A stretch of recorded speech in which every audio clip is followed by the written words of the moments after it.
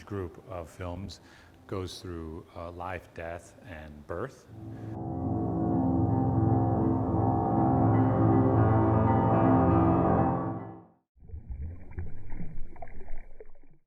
So the series is called Rebirth, and there's a series of films that are unique to each location. I chose different regions of Texas, and a lot of it has to do with my love for different cities. So one is in San Antonio, one is in the other one is also in San Antonio, but it's on the river. So they're kind of different. One's an urban film, and then the other's more rural, to show the different sides of San Antonio and how they sort of converge. And then this is Marfa. I have an affinity for Marfa and West Texas, and just driving through Texas from the moment I was able to recall or remember family vacations. I remember driving. A lot of them were driven through various parts of Texas with my mom, so I have those memories of just looking out the window. And so I wanted to find an area in West Texas. And then the fourth one is in Albuquerque, and that's where my son lives, so I frequent Albuquerque a lot, and I thought I would sort of try and tie that in, just because it's part of my life, personal to my life. So. Well, I have an obsession with milk, and I've done some films that are unreleased that entail milk, and white is also my favorite color.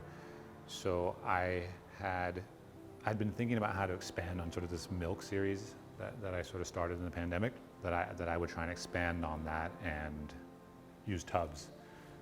And I thought it was a good way to tie things together.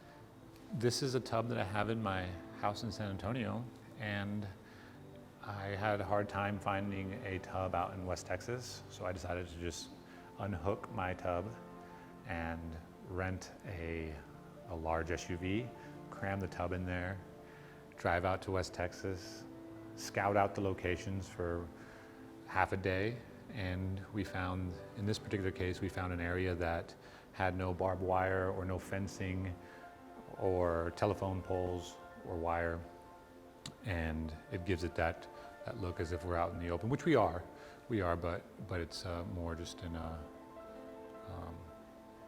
rural area. And we had to, or I say we, I had to go to the local stores in Marfa, and I pretty much purchased all their milk and water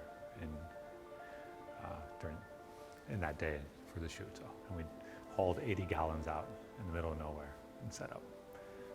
In that region, I try and connect with the subject, so the person that I'm filming, and so we sort of decorate it with flowers from that region. And I tried to collect a lot of bones and skulls, and you can see them sort of placed around each film, and again playing into that death and life juxtaposition. The sound, through the sound in some of these films, you can actually hear the wildlife. At first you hear sort of like these crickets, and then they completely vanish.